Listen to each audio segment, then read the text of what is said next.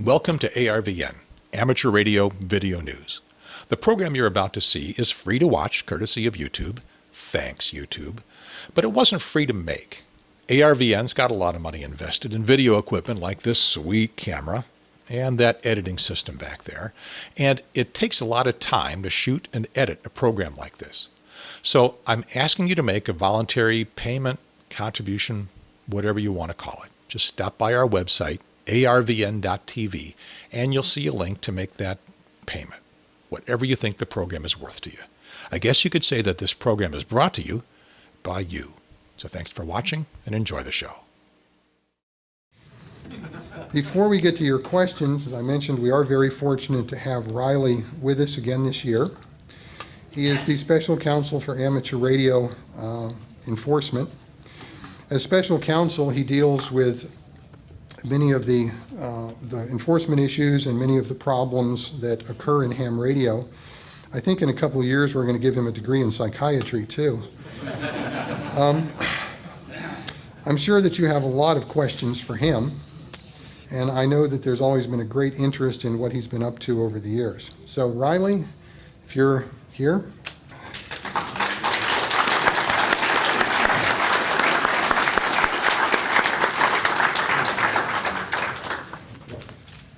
Well, you could have gone to the flea market, but you decided to come to church instead. So I got you now. I want to thank you for coming here to Dayton. Just by your sheer numbers, you make the Hamvention one of the most powerful forces in amateur radio, and it shows you're serious about it and you care about its future. And by participating in an event such as this, you help ensure its future because you show your numbers and you show your determination. I've been talking to you for quite a few years now, and I'm not going to go over enforcement updates. There's no need for me to waste your time with that. You can follow amateur radio enforcement in the publications at CQ, QST, Rain Report, Newsline, and the ARRL website, and now our own FCC enforcement website. List enforcement actions that you can go to and track them there. And that's a recent change that the Bureau Chief offered to do, which we were very happy with. I want to talk about what bothers me the most about amateur radio, and I want to give you a homework assignment.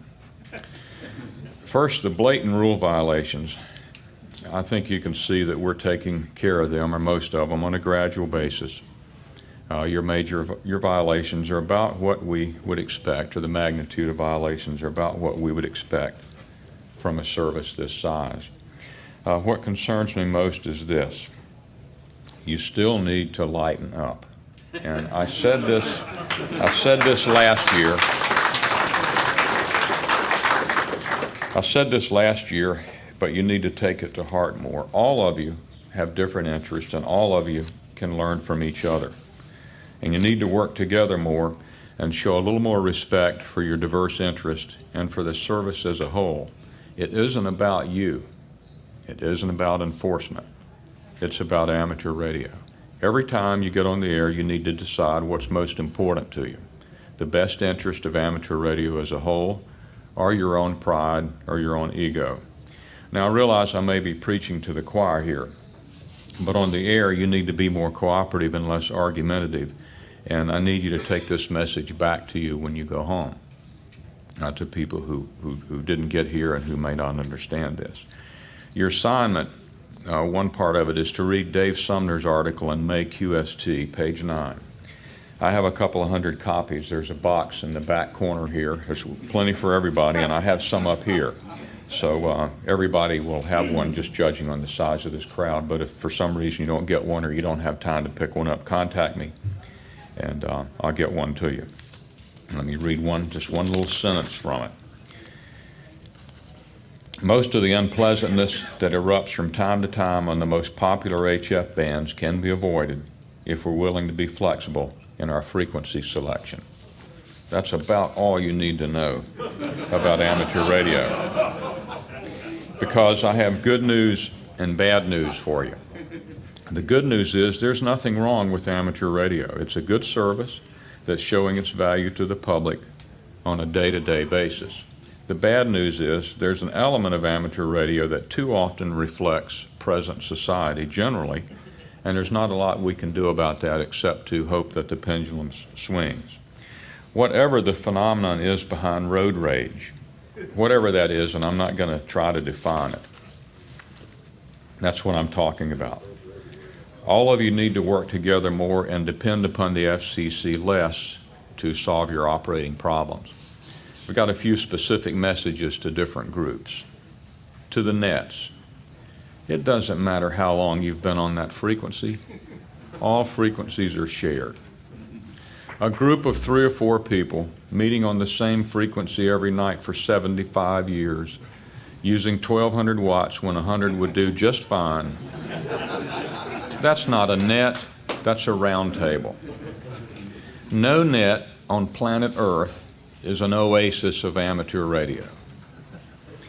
The world is not going to end if you vary the frequency or even if you don't meet one night. To the widebanders, if you want to operate a broadcast station, apply for one.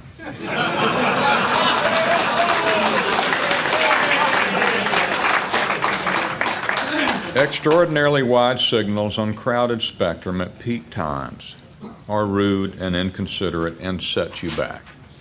To the contesters, use a little more courtesy and remember that even when operating split, you don't own a frequency, they all are shared. To those that don't like contesters, lighten up. Contests are short-lived. If they're bothering you, go to the wart bands. Wash the car, cut the grass.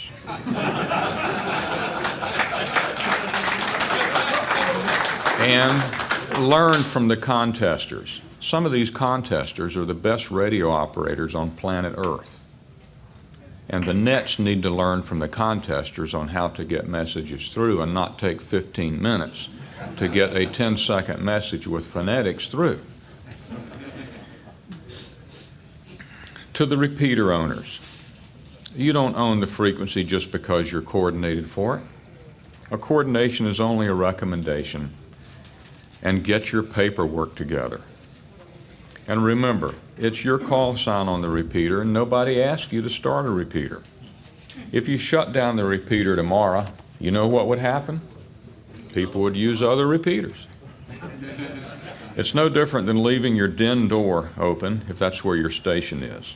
If you let people in and they misuse it, lock the door.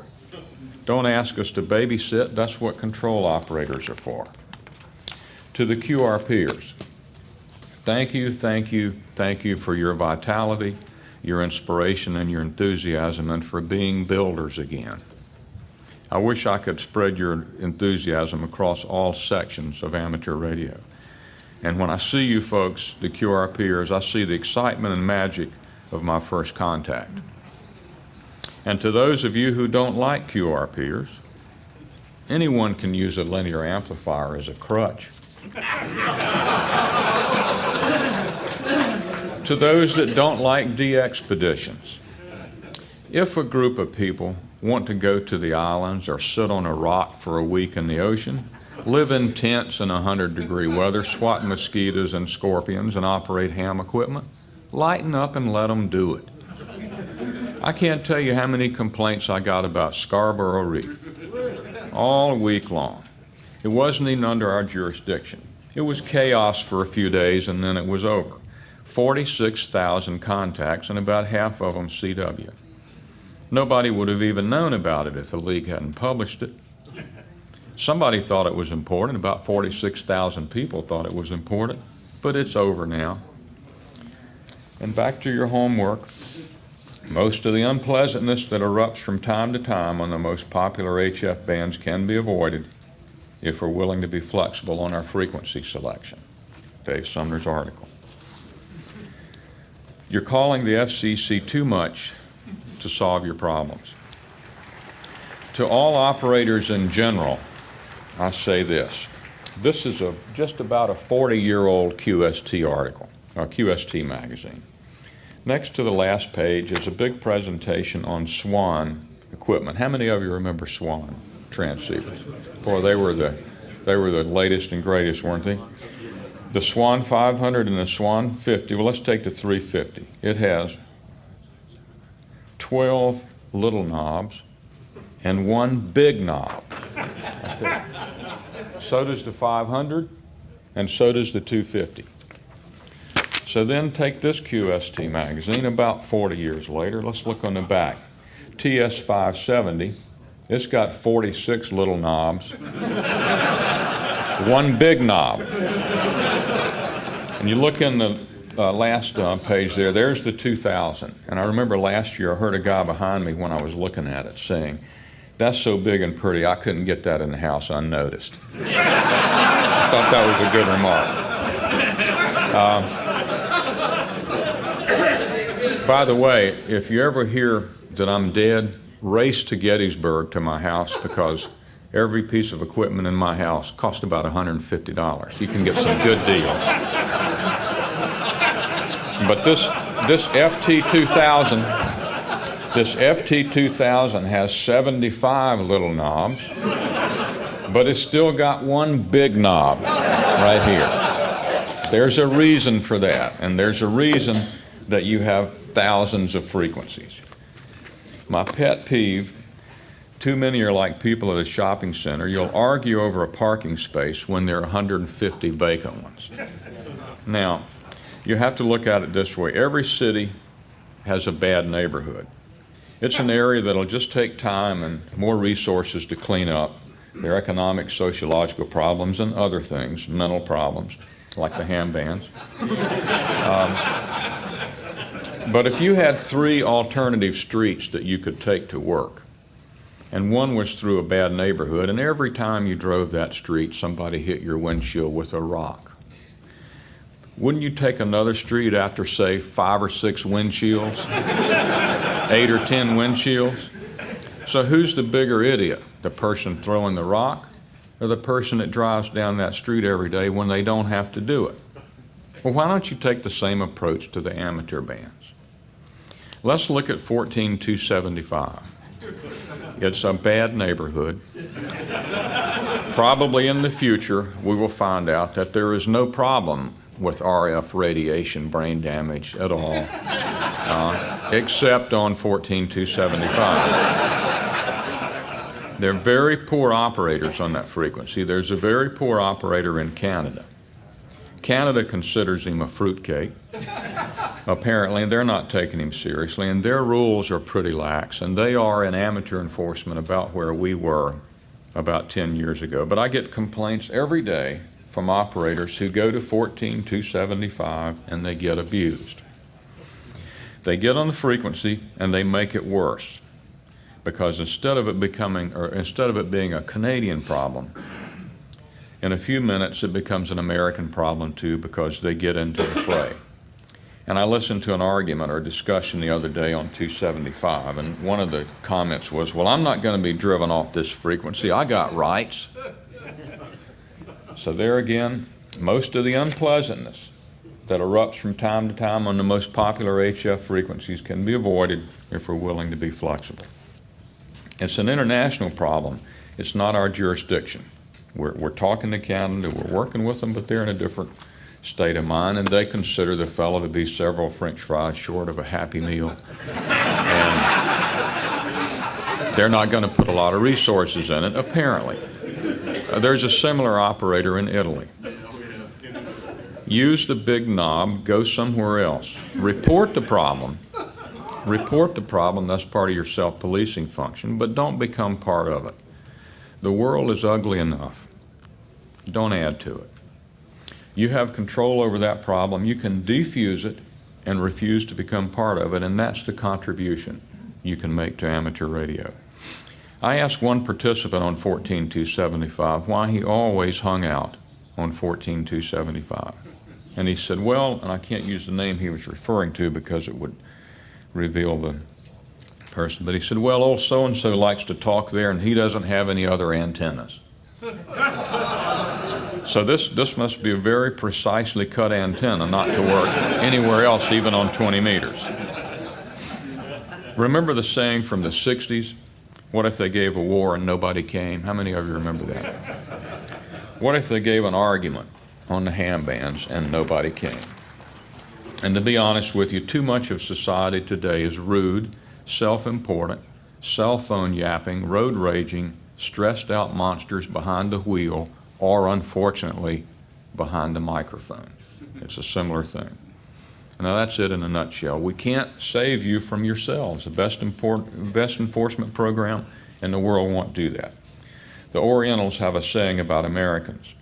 They say we'll lose butt if it means saving face. And as Dave Sumner again says in this article, there's plenty of room for everyone who wants to operate. Now, when you decline to be part of a problem, you make the greatest contribution to amateur radio. We can enforce the rules, we can enforce kindness, courtesy, or common sense. But as a very wise person named Bill Cross once told me, we can't regulate stupid. We are all ordinary people. We're going to make mistakes. So much of the interference on the amateur bands is absolutely unintentional. The best interference report and solution, I carry this with me everywhere, so I got a complaint. I've listened to it all day. It's a drift net beacon, at least that's what I think it is, on 75 meters. It's S9 here at home, so it's probably up or down the bay. See if you can have somebody do direction finding on it. So that was at 4:57 p.m. At 6:29 p.m., you're going to laugh. I found out it was my Linksys 5-port Ethernet switch in the next room. When I tried to DF it with a selective AM radio, I noticed the signal went silent when I left the house. That was the clue. I started turning off my gear, and it was my switch. Now, exactly, and had this been on 14.275, you would have heard an hour-and-a-half discussion as to who was doing it and why. We're all ordinary people, and we make mistakes, especially with today's equipment. About a week ago, I became convinced that my CW keyer was out. I hadn't been on the air in about a month and a half, and I became convinced that it had gone south. I substituted keyers, I checked all the cables, and finally I remembered that you've got to push the MOX or the VOX button to use this thing on CQ. And I've had this thing for 3 years. I just forgot about it. I hadn't been on in a while. I'm supposed to know this stuff. Our new flat screen was in black and white until I realized I had the cables wrong. And my wife said, "And you work for the FCC." We're all ordinary people. We may think we're special. We may think Americans are special. We're all ordinary people, and we're going to make mistakes. Now, even the public safety services don't have thousands of frequencies that they can use like you do, hundreds of usable ones at any given time. You have those so you can have alternative plans and be fail-safe. That's why you have so many frequencies that aren't channelized. One net, when it has interference problems, says, okay, we're going to frequency B, and they just stay silent for a half hour. Come back on and there's no problem. And whoever is after them, it drives them crazy because they can't find them. Right? It's a good tactic. It's a good tactic, but use your frequencies. Use your frequencies and try the WART bands. They're great. People who haven't been on them just love them. And to those of you who have been continual problems and we haven't gotten to you yet, you have a problem coming up now. Your renewals are coming up. You have the burden of proof. You have to come to a hearing in Washington, D.C. You have to make a case as to why you should keep the license. You have a lot of questions to answer, and the chickens are coming home. And finally, to all of you who will complain about the code being eliminated, I'll say this. If it was such an earth-shaking issue, why did less than 1% of you even file comments on it? Why is it important now, but it wasn't important then? Number two, how can it be a filter if the worst enforcement problems we have are advanced and extra class license? Number three, it wasn't eliminated. It just isn't required.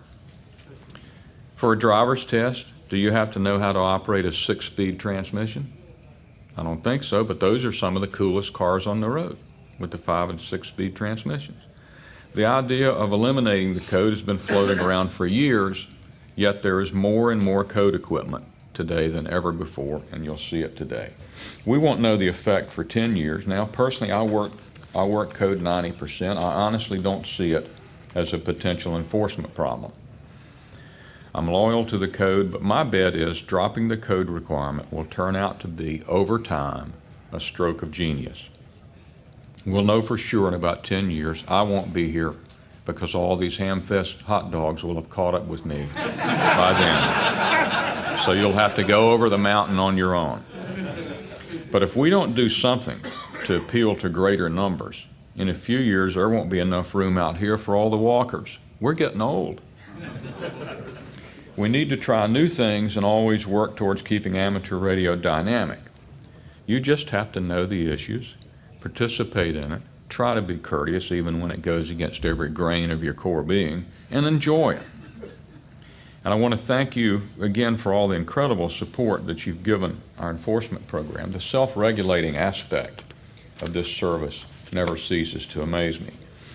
And in closing, I want to say I've been working for you for 8 years, 7 months, 16 days, 2 hours, and 15 minutes.